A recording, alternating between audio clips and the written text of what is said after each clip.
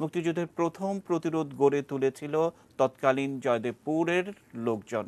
সেই ঘটনার স্মরণে ঢাকার ঠিক উপকণ্ঠে গাজীপুরের জয়দেবপুরের চৌরাস্তার মোড়ে এখনো অতন্ত্র প্রহরীর মতো দাঁড়িয়ে আছে মুক্তিযুদ্ধ ভিত্তিক প্রথম ভাস্কর্য জাগ্রত চৌরঙ্গি। সেখানে এই মুহূর্তে আমাদের প্রতিনিধি মাঝহারুল ইসলাম মাসুম রয়েছেন, আমরা তার সঙ্গে যুক্ত হচ্ছি। মাঝহার, যে কথা বলছিলাম যে শহীদ হুরমত আলী মানে এক অখ্যাত মুক্তিযোদ্ধা, যার অসম্ভব রকমের বীরত্ব গাথার কথা আমরা জানি 1971 সালে, তার স্মরণে এই ভাস্কর্যটি নির্মিত হয়েছিল। এগুলো কিন্তু যুগ যুগ ধরে আমাদের মাঝে আছে, কেউ প্রশ্ন তোলে না। শুধু বঙ্গবন্ধুর ক্ষেত্রে কেন প্রশ্ন তোলে?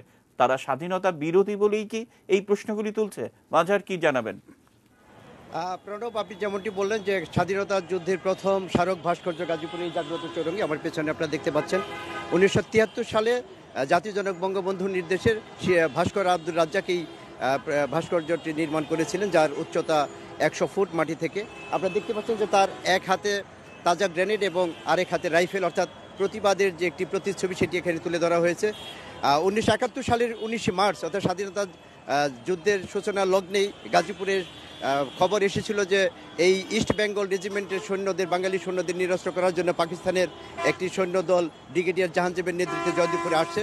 ঠিক তখনই এই এলাকার মানুষ বসে উঠেছিল বর্তমান মুক্তিযোদ্ধা বিষয়ক মন্ত্রী আকম মোজাম্মেল হকের নেতৃত্বে।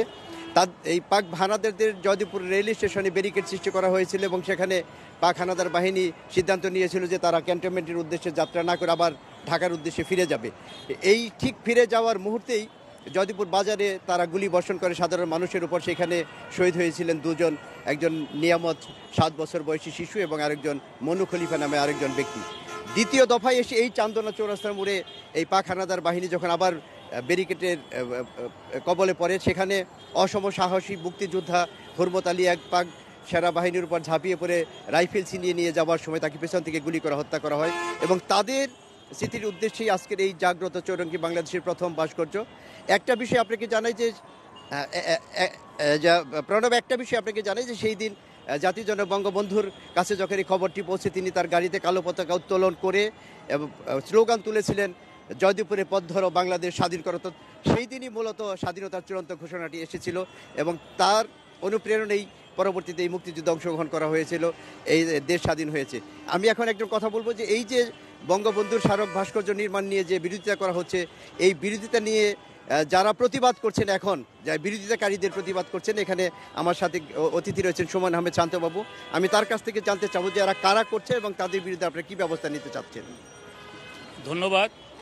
71-এর মহান মুক্তিযুদ্ধে যারা নাকি আমাদের দেশ স্বাধীনের বিপক্ষে ছিল, যারা পাকিস্তানের পক্ষে সেদিন থেকে ছিল, রাজাকার আলবদর আল শামসের যে একটি দল ছিল, তারাই আজকে জামাতে ইসলাম, হেফাজতে ইসলাম, জেএমবি নামে আজকে আবির্ভূত হয়ে আজকে আমাদের এই জাতির পিতা বঙ্গবন্ধু শেখ মুজিবুর রহমানের ভাস্কর্যের বিরোধিতা করছে। মূলত ভাস্কর্য হচ্ছে একটি দেশের আইডেন্টিফিকেশনের জন্য ব্যবহার করা হয় এবং একটি শহরের সৌন্দর্য বর্ধন এবং শহরের পরিচিতি লাভের জন্য সেই ভাস্কর্য তৈরি হয় এবং বাংলাদেশের মানুষকে, ধর্মপ্রাণ মানুষকে ভুল বুঝিয়ে, ভুল ব্যাখ্যা দিয়ে এই জামাতে ইসলামের একটি মাস্টার প্ল্যান আজকে জেএমবি উপস্থাপন করেছে। আমরা তার বিপক্ষে প্রতিরোধ করার জন্য আমরা রাজপথে আছি, থাকবো ইনশাল্লাহ।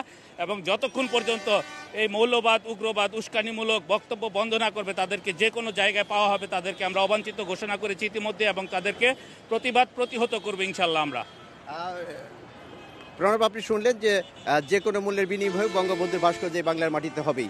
প্রণব, এই ছিল আমার কাছে গাজীপুরের জাগ্রত চৌরঙ্গি নির্মাণে